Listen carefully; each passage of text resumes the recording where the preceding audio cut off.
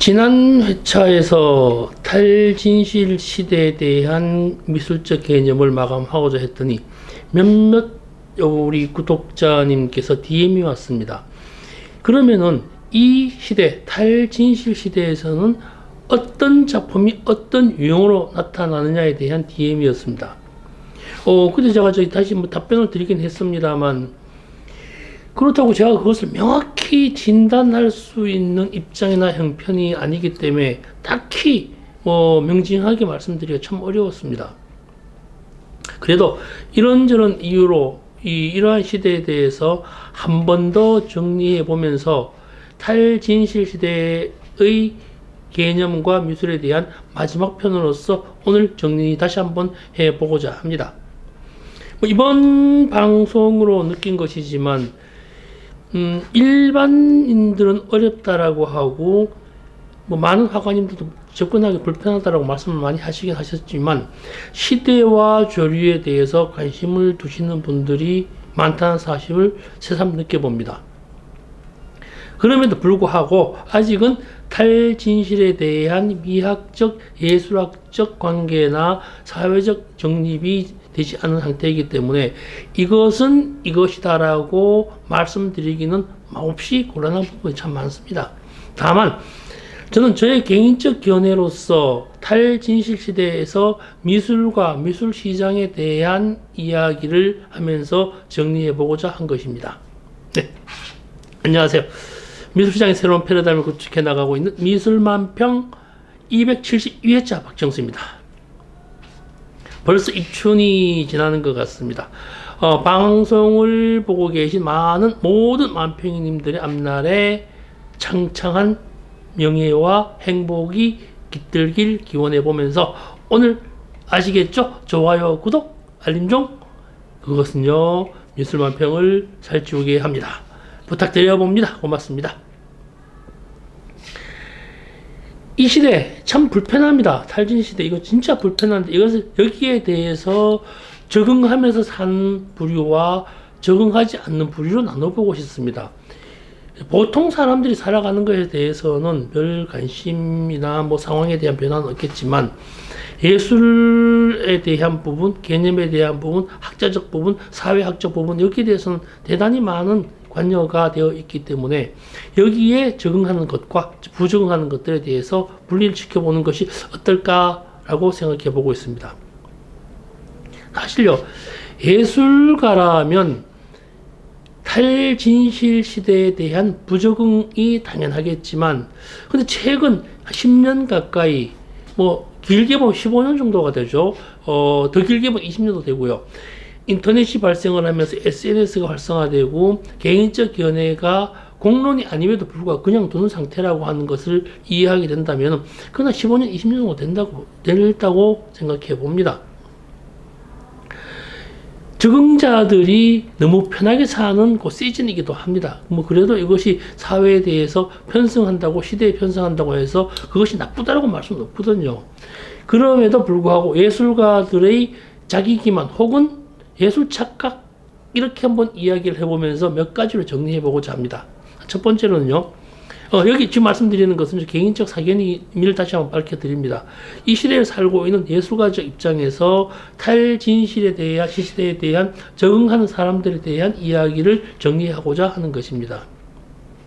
그렇다고 나쁘다거나 폄훼하는 것은 절대 아닙니다. 다만 예술가적 관점에서의 이야기일 뿐이라는 것이죠. 첫 번째는요.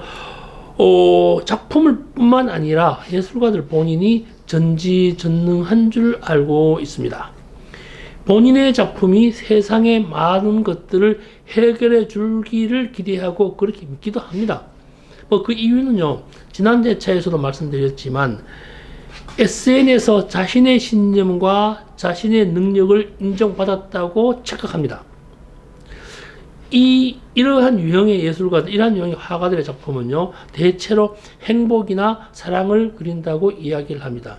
근데요, 이런 출발점이요, 많은 분들이 그러한 행위를 하는 것 중에서 전공을 했든 안 했든 미술 행위, 작품 활동을 하면서 자기 치유의 과정에서 자기 치유의 결과물로 드러난 그림이 이 세상에 어떤 위대한 조건과 계도를 한다라고 믿어버리는 것이죠. 근데 인정받는 게 문제예요. 이러한 그림들은 예술이라고 칭송하는데 지난번 똑같은 말씀드린 다시 한번 재차 반복되는 것입니다만 좋아요에 대한 빨간 이제 엄지척과 빨간색 하트 그것이 인정받았다라고 이야기를 하고 믿어버립니다. 그러면서 많은 분들이 하트를 그리면서 사랑이며 행복이라고 생각을 하고요.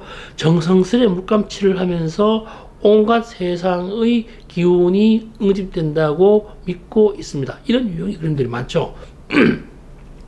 두 번째로는요. 첫 번째는 다르긴 합니다. 두 번째로는요. 본인의 작품이 세상의 부적인 양 스스로 믿어버립니다. 해바라기는 돈을, 예쁜 곤충은 행복을, 골프장을 그리고 언덕 위에 소나무를 그리고 이런 것들은 부와 명예를 가져다 준다고 말을 합니다. 자신의 그림을 보면서 스스로 마음의 평안을 얻을 수 있다고 생각을 합니다. 본인의 그림을 보면서 행복했으면 좋겠다는 이야기를 하게 되죠. 이러다가 보니까요, 나이에 상관없이 젊거나 연세가 드시거나 나이를 먹고 상관없이 이들의 그림들은 작게 그려져서 부적처럼 20만원에서 70만원 사이의 가격에서 거래가 곧잘 되고 있습니다. 현재도 그러하고 있죠. 세 번째는요, 이건 좀 특이한 부분이긴 한데요. 스스로 반항아적 기질을 가진 사회적, 시대적 조류라고 하는 멍에를 스스로 뒤집어 써버립니다. 세상의 온갖 고통을 자신이 짊어지고 있어서 세상이 자신을 괴롭힌다고 생각을 합니다. 선각자인 줄 착각하고 살죠. 자신의 작품은 너무나 훌륭한데 아직 세상이 알아봐 주지 못한다고 세상을 앞서가고 있는 작품을 그린다고 생각을 합니다. 이런 부류의 분들은요, 대체로 비구상이 많습니다.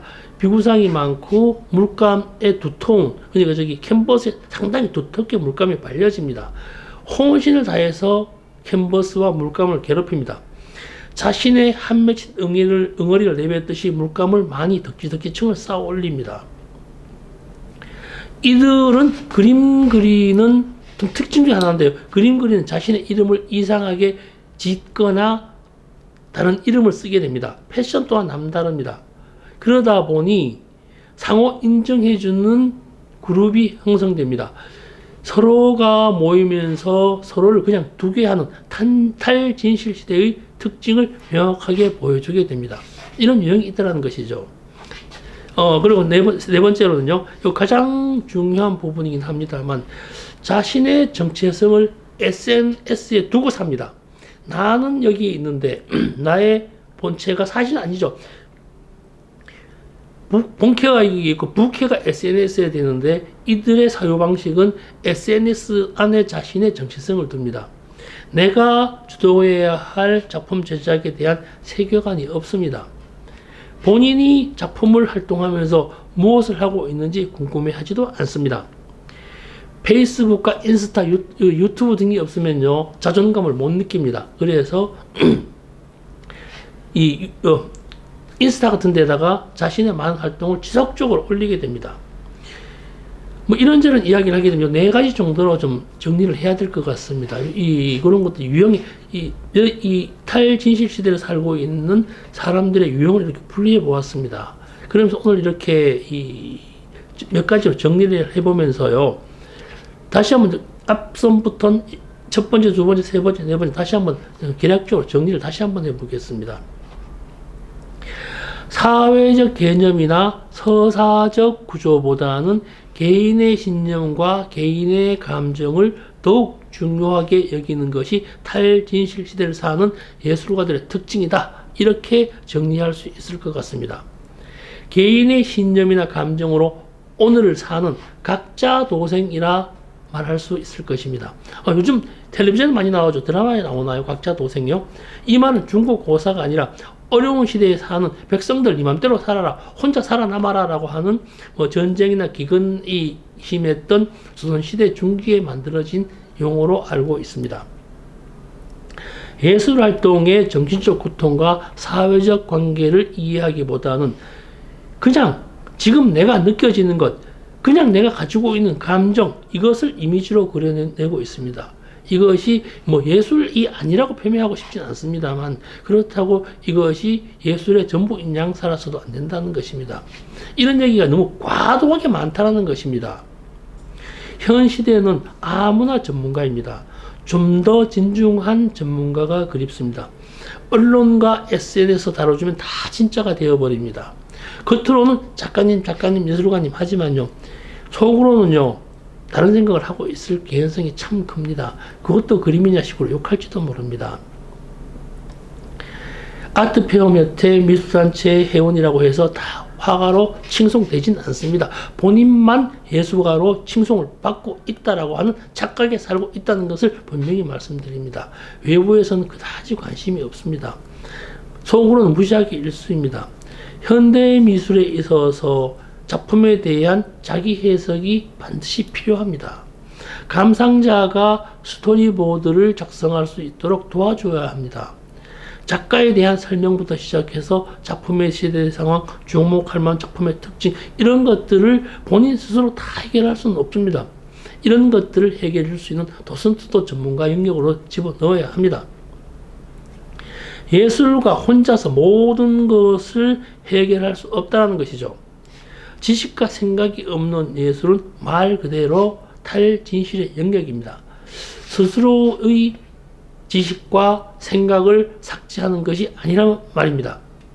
그것 좀 개인성이 많이 다르죠. 네, 고맙습니다. 여기서 정리하겠습니다. 잠깐요. 이건 이 개인적인 이야기인데요. 이제 다음 달이면 미술만평 300회쯤 되면은 이러한 얘기들이 A4 용지로 말하면 한 260매, 270매 정도가 될 것 같습니다.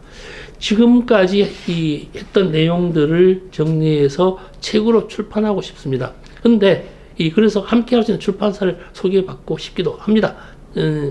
뭐 이건 제 개인적인 이야기입니다. 혹 하시는 분 있으면 소개 좀 받았으면 좋겠습니다. 네, 고맙습니다. 즐거운 하루 되세요.